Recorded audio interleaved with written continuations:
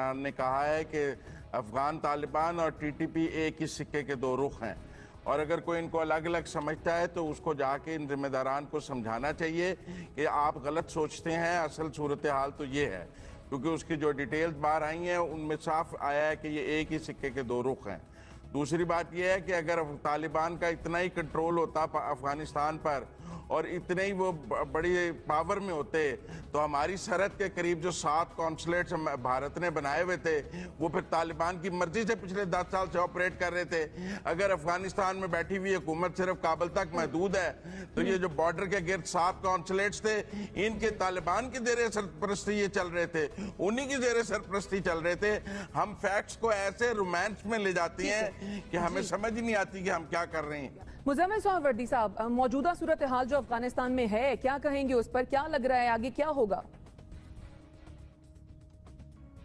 मुझे लगता है कि दुनिया ने यह बात तय की है कि उन्होंने तालिबान को अफगानिस्तान का इक़्तिदार नहीं देना, और अगर इस मामले पर भी पाकिस्तान तन्हा नजर आ रहा है। जिस तरह हम देख रहे हैं कि कुछ इलाकों से तालिबान को विड्रॉ करना पड़ा है। शुरू में तो हमें लग रहा था कि तालिबान ऑन द रन है, इलाके दरादर वो कब्जा कर रहे हैं, जहां वो जा रहे हैं वहां अफगान फोर्सेस हथियार डाल रही हैं, वो भाग रही हैं और तालिबान जीत रहे हैं। लेकिन गुज़श्ता कुछ दिनों में कुछ इलाकों में तालिबान से वो इलाके वापस भी लिए गए हैं और आहिस्ता आहिस्ता अफगान फोर्सेस जो हैं वो फिर रीग्रुप हो रही हैं और अफगान हुकूमत भी एक स्टैंड में नज़र आ रही है। ये ठीक है कि दोहा में अब्दुल्ला और तालिबान के दरमियान मुज़ाकरात भी हो रहे हैं, लेकिन तालिबान कोई डिक्टेशन वाली पोजीशन में अभी नहीं पहुंचे हैं अफगानिस्तान में, और अगर वो डिक्टेशन देने की कोशिश कर रहे हैं तो दुनिया उस डिक्टेशन के आगे रेजिस्ट कर रही है। इसलिए मैं समझता हूं कि अगर तालिबान ने हालात को समझते हुए कोई शराकत इक़्तिदार का, पावर शेयरिंग का फार्मूला, सीज फायर की तरफ ना गए तो तालिबान का ज्यादा नुकसान होगा। तालिबान को और पाकिस्तान को दोनों को नुकसान होगा। हम भी बहुत ज्यादा रोमांस में हैं तालिबान के, और तालिबान खुद को ओवर असेस कर रहे हैं। आप ये देखें कि कुछ स्पिन बोल्दक में भी जो उन्होंने पाकिस्तान के इलाके कब्जा लिए हैं, उसके बाद अफगानिस्तान के नायब सदर का बयान आया कि हम वहाँ एयर स्ट्राइक्स करना चाहते हैं, पाकिस्तान रोक रहा है। पाकिस्तान की वजारत खारजा को ये कहना पड़ा कि अफगानिस्तान के अंदर अफगान हुकूमत कोई भी एयर स्ट्राइक्स करे, हमें कोई इतराज़ नहीं है, वो उनका मुकम्मल हक है। इसलिए इससे ये नज़र आ रहा है कि कोई ऐसी बात नहीं है कि बस तालिबान की फतह का झंडा गाड़ दिया जाए।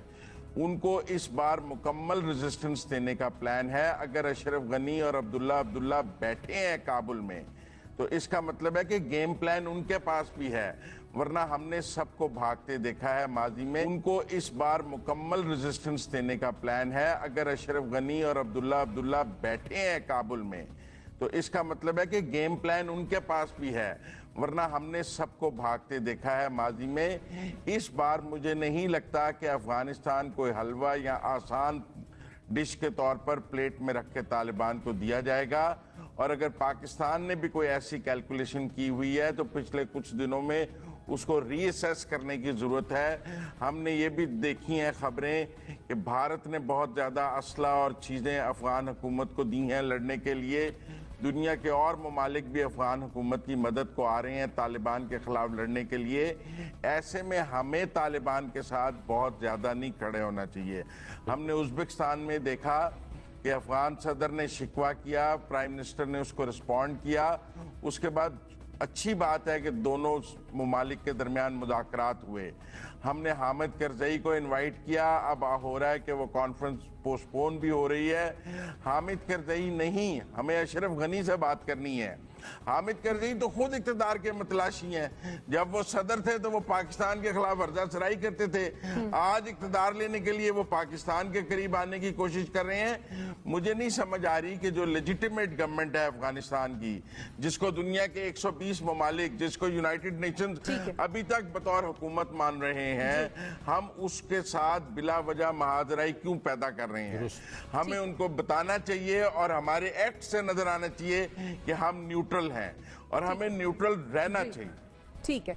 अतर साहब, जैसा कि मुजम्मिल सरवरदी साहब ने भी कहा कि अफगान हुकूमत का ज़रूर कोई ना कोई गेम प्लान है, आप क्या इस बात से इत्तेफाक करते हैं, और अगर है तो वो क्या है गेम प्लान?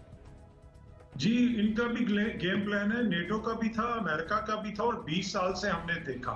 यहाँ पे मैं रिकॉर्ड की दुरुस्तगी के लिए 2-3 बातें मेंशन करना चाहूंगा। सबसे पहले यहाँ पे बात हुई कि पाकिस्तान ये चाहता है कि वहां पे तालिबान की हुकूमत आए। हमारे वजीर आजम ने कैटेगोरिकली, हमारे आर्मी चीफ ने कैटेगोरिकली ये कहा है कि अफगानिस्तान के अंदर अगर कोई सोल्यूशन निकलेगा तो वो सियासी सोल्यूशन होगा। कोई भी फरीक बंदूक से वहां पे कब्जा नहीं कर सकता, और तालिबान भी अगर वो ये समझते हैं कि वो बंदूक से वहां पे कब्जा करेंगे तो हम उनकी हमायत नहीं करेंगे। तो इसमें तो कोई शक नहीं है। दूसरी यहाँ पे बात हुई कि ये वही तालिबान है जो पाकिस्तान के अंदर धमाके करते थे। एब्सोल्युटली रॉन्ग, बिल्कुल गलत कंपैरिजन किया गया। सारी दुनिया को पता है कि तहरीके तालिबान पाकिस्तान कौन है और तालिबान जो अफगानिस्तान वाले वो कौन है। इन दोनों को आपस में मिलाना, ये भारत तो मिला सकता है, ये सब जो पाकिस्तान के अंदर कोई भी शख्स है जिसको थोड़ा सा भी पता है तारीख का, वो उसको ये पता है कि उन दोनों तालिबान का इस ऑपरेशनल कोई भी ताल्लुक नहीं है आपस में। ये बिल्कुल मुख्तलिफ दो तंजीमें। उसके बाद यहाँ पे ये बात हुई कि अफगानिस्तान के अंदर जो है सारे मुल्क उनका साथ दे रहे हैं। भाई 20 साल से तो आप बमबारी कर ही रहे हैं ना। अमर साले साहब ने अभी ट्विटर के ऊपर पैगाम दिया कि जी पाकिस्तान ने हमें कहा है कि आप तालिबान पे बमबारी ना करें। क्या पिद्दी और क्या पिद्दी का शोरबा। अफगानिस्तान की कौन सी एयरफोर्स है? 20 साल से दुनिया की ताकतवर तरीन एयरफोर्स अमेरिका तालिबान के ऊपर बमबारी कर ली। उन्होंने क्या अचीव कर लिया जो अफगान एयरफोर्स अचीव करेगी? दूसरी बात यह है कि अमर साले साहब ने अपने ट्विटर अकाउंट पे कहा कि जिसको सबूत चाहिए मैं आपको इनबॉक्स कर देता हूं सोशल मीडिया पे। तो ये वो अलमिया है जो अफगानिस्तान के अंदर हुआ है गुज़िश्ता 20 साल के दौरान, कि वो लोग जिनका कैलिबर ये है कि जो सोशल मीडिया के ऊपर बैठ के कह रहे हैं कि मैं तुम्हें इनबॉक्स कर देता हूं एविडेंस, सब लोगों को ऑफर दे रहे हैं। ये मुल्क का नायब सदर है। मेरी नजर में हमें उनको ज्यादा अहमियत नहीं देनी चाहिए। मेरी नजर में मेरी हुकूमत, मेरे इदारे, मेरे लोग, मेरे सहाफी ज्यादा मोतबर हैं। मुझे समझ नहीं आता कि हम उस रियासत को जिसकी अमलदारी अपने सदारती महल से बाहर नहीं है, उसके बयानात को इतनी अहमियत क्यों देते हैं? हमने हमेशा उनसे दोस्ती की बात की है। मुसलसल 20 साल से वो हमारे खिलाफ जहर उगल रहे हैं, चाहे बलोच अलहदगी पसंद हो, चाहे आपके टीटीपी वाले हो, सबको वहां पे पनाह मिलती है और हम अपोलोजेटिक बने हुए और उनको जो खुश करते जा रहे हैं। भाई हमें अपनी रियासत के बारे में सोचना चाहिए। उधर जो गंद क्रिएट हुआ है वो इमरान खान या पाकिस्तान ने नहीं किया, वो उनके अपने कसूर है और नेटो का कसूर है कि वहां 20 साल से बैठी हुई थी। तो हमें अपने ऊपर जिम्मेदारी लेने की जरूरत नहीं है इस चीज की। ठीक है, हमें खुद पर जिम्मेदारी लेने की जरूरत नहीं है। मुजम्मिल साहब, आपकी जानिब भी आती हूँ, लेकिन पहले मैं खालिद जमील साहब का कमेंट ले लूँ, फिर आपकी जानिब आती हूँ। जी खालिद जमील साहब, आप क्या कहेंगे? देखिए, जो हमारी इस्टेब्लिशमेंट है उसकी भी जो स्टेटमेंट आए हैं बड़ी वाज़ेह हैं, और हम ये कह रहे हैं कि अगर तालिबान ने बज़ोर ताकत काबुल पे कब्जा किया या अफगानिस्तान में कब्जा किया तो हम अपनी सरहद बंद कर देंगे, नंबर 1। नंबर 2, हम इस पॉलिसी पे गामजन है मुसलसल के अफगानिस्तान का जो हल है वो बंदूक से नहीं बल्कि वो बातचीत से होगा, मुज़ाकरात से होगा। और वो मुज़ाकरात जो है अफगानिस्तान की सियासी क़यादत खुद करेगी, अपने मुस्तकबिल का तयन खुद करेगी। हम किसी के ऊपर ना इम्पोज करना चाहते हैं, ना ही हमारा कोई ऐसा इरादा है। ये बड़ा वाज़ेह हमारा पैगाम है। तीसरी बात यह है कि जब सारी दुनिया जो है तालिबान के साथ दोहा के अंदर बैठ के मुज़ाकरात कर सकती है, तो हमें क्यों नहीं, जो हमारा बिल्कुल नेक्स्ट डोर नेबर है, हमारी पूरी एक लंबी सरहद उसके साथ लगती है, तो हमें उनसे बातचीत करने में क्या हर्ज है? कोई क्या मुज़ाहिक है हम अगर उनसे बातचीत ना करें? हमें करनी चाहिए। और इसके अलावा ये भी है कि आलमी सतह के ऊपर ये कहना कि अफगानिस्तान में इस वक्त जो सिचुएशन है वो तालिबान को कोई तस्लीम नहीं कर रहा। तालिबान की एक एंटिटी है, उसको तस्लीम किया गया। तालिबान की अपनी पॉलिसी में, अपनी सोच में बड़ी वाज़ेह तब्दीली आई है। मैं टीटीपी की बात नहीं कर रहा, मैं उन तालिबान की बात कर रहा हूँ जो अफगानिस्तान के तालिबान है, जो हुकूमत करते थे या इस वक्त जो मुज़ाकरात कर रहे हैं।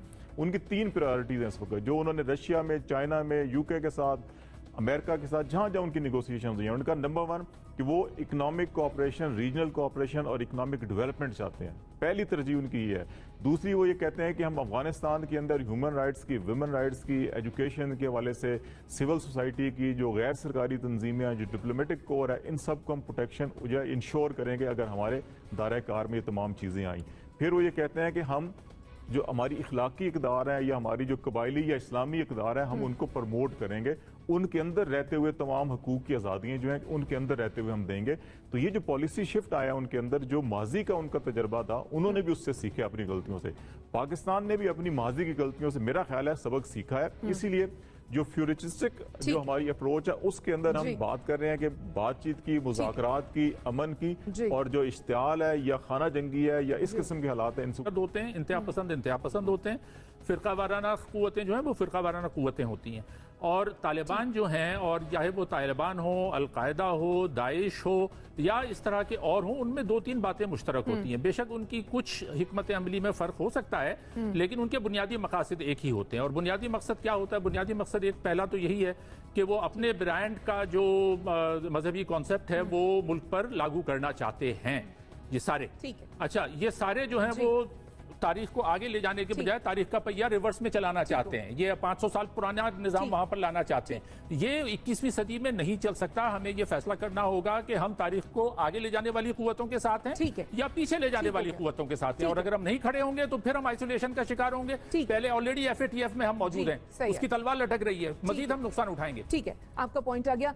कमोबेश तमाम एनालिस्ट का मानना यही है कि अफगानिस्तान में जो भी सूरत हाल हो, पाकिस्तान को गैर जानिबदार रहना होगा। अफगानिस्तान में अमन जो है वो नागुज़ीर है, क्योंकि खित्ते का अमन इसी में पोशी